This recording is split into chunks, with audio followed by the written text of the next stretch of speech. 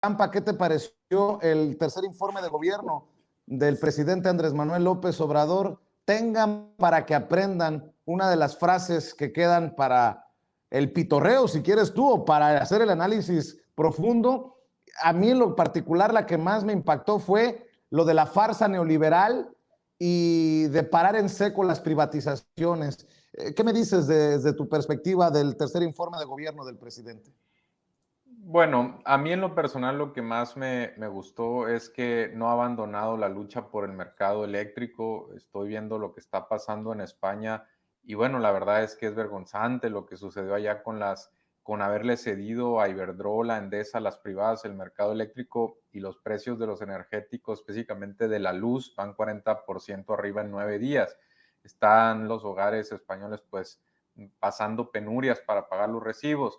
Y eso podríamos ver en México en los siguientes años si se dejaba, porque creo que ya se paró el naufragio al que se iba dirigiendo CFE, ¿no? Con una mezcla de deuda, de subsidios pues bastante onerosos, contratos leoninos, y bueno, esta parte de que no abandone la lucha, de que siga tratando de que CFE pueda tener garras para seguir combatiendo, incluso a Iberdrola, ¿no? Que tiene algunas de las plantas de ciclo combinado en México, pues eso me parece grato, ¿no? Yo creo que un presidente que se enfrenta al poder económico siempre tiene que ser reconocido independientemente de si nos gusta o no. Estamos acostumbrados a interpretar la política desde estrictamente el poder pues, partidista, y se nos olvida que el poder económico pues también tiene que ser disputado, y un presidente que lo hace pues es digno de mención. Ahora, creo que lo que causó sin duda más controversia tiene que ver con esto de la recuperación económica. Yo creo que tiene elementos para decir que ha habido una recuperación mucho más acelerada de lo previsto. Yo recuerdo que en foros de discusión a finales del 2020, cuando uno hablaba de un crecimiento encima del 3,5%, a uno lo daban por loco, ¿no? Demasiado optimista, de chairo, de lo que tú quieras, Vicente. Y ahorita estamos viendo que acaban de revisar los analistas del sector privado en la encuesta del Banco de México sus previsiones de crecimiento para el 2021 a 6,2%, ¿no? O sea, las tasas de crecimiento nadie las veía venir a finales de 2020, y a eso es lo que se refiere finalmente el presidente. A ver, ustedes estaban diciendo que esto iba a ser una calamidad, que todo se iba pues a hundir, el barco se iba a hundir, que no, que se requerían montos de paquete de estímulos fiscal pues mucho más grandes de lo que se implementaron, que el peso se iba a ir a, ya sabes, los analistas, algunos de los bancos, a 25, 30 pesos por dólar, y la verdad es que nada de eso pasó. Ahora, él hace pues mención de algunos indicadores. Creo que el que más controversia causó es el de las remesas, que efectivamente depende mucho simplemente de las condiciones económicas entre Estados Unidos y México, pero también, hay que decirlo, ha venido acompañado del presidente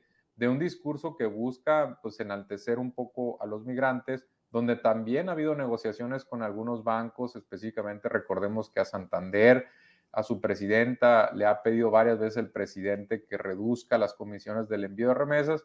Entonces no tendría por qué ser descabellado que también haya habido un ligero aumento de las remesas por política pública. Entonces, me parece un discurso que buscó en ese párrafo o en esos dos párrafos, y lo logró, causar controversia, mandar un mensaje de que los analistas pues se equivocan porque a veces opinan más con el hígado que con la cabeza, y en ese sentido pues creo que su cometido pues fue cubierto, ¿no? Creo que deja entrever que la segunda mitad del sexenio va a seguir apostando por la lucha en el mercado eléctrico. También incluiría yo en esa parte pues gas bienestar, por supuesto las soberanías de las gasolinas, y que esa sería quizá una de las grandes agendas pendientes hacia el final de su administración, ¿no?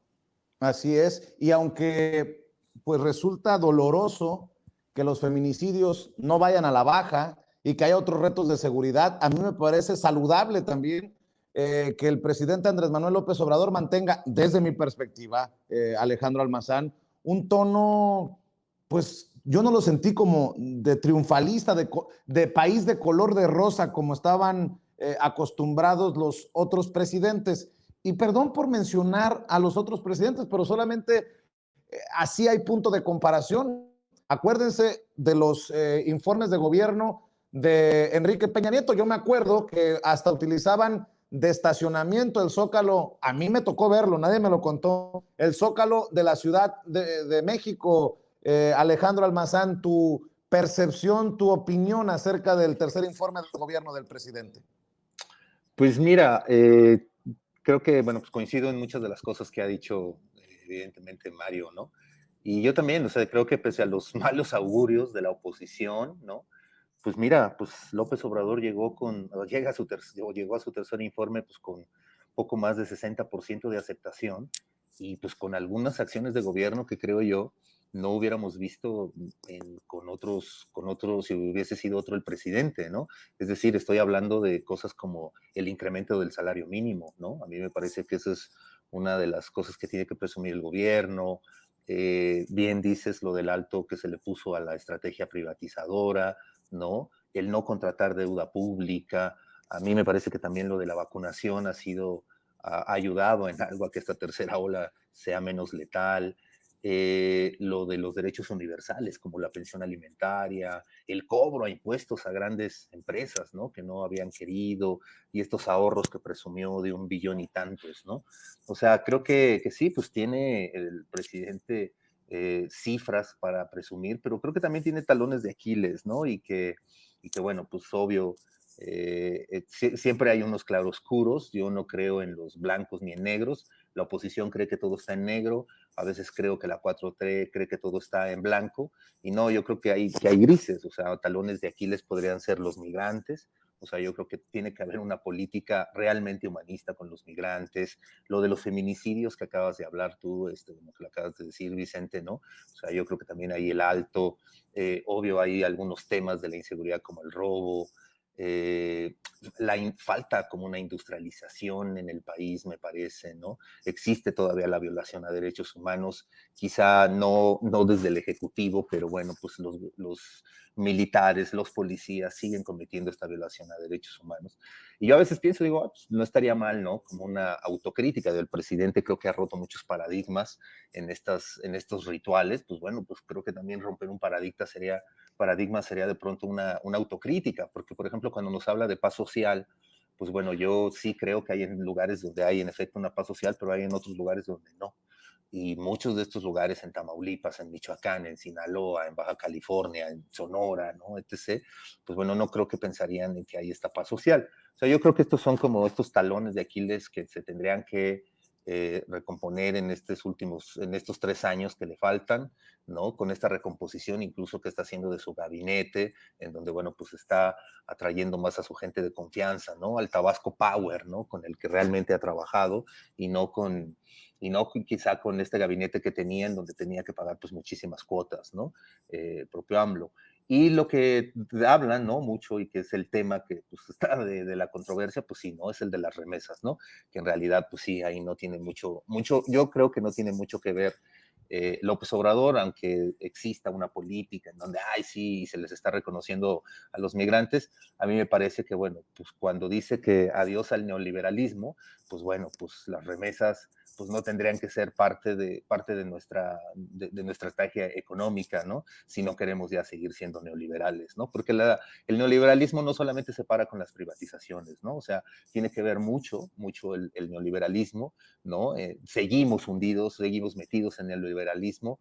Va a ser muy difícil que salgamos de ahí, pero creo que con algunas de estas políticas que estaba dando el presidente, sí le pone ciertos diques, ¿no?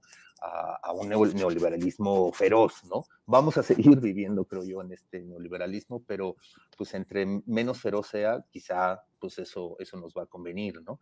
Entonces, eso es lo que yo vi, digamos, como de entrada, ¿no? Así al principio. Me gustó, yo creo que la frase política es esta, ¿no? La de tengan para que aprendan. O sea, esa es la frase política.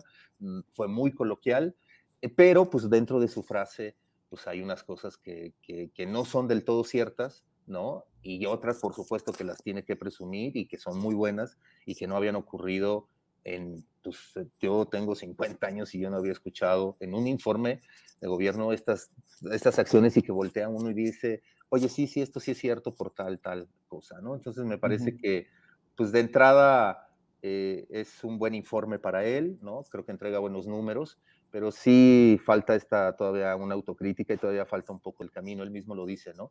En su libro, estamos a la mitad del camino. Bueno, pues sí, a la mitad del camino todavía faltan cosas por verse, ¿no? O sea, esto de los desaparecidos, ¿no? Los feminicidios, sobre todo la cuestión de seguridad. A mí me parece que sí, en efecto, no va a dar resultados inmediatos y los vamos a ver prácticamente hasta dentro de unos 3, 4 años más o 5 años más, ¿no? Como pasó en el gobierno de la ciudad, ¿no? Pero bueno, pues ahí la lleva el presidente, ¿no? 3 tweets que he estado comentando durante el día de la oposición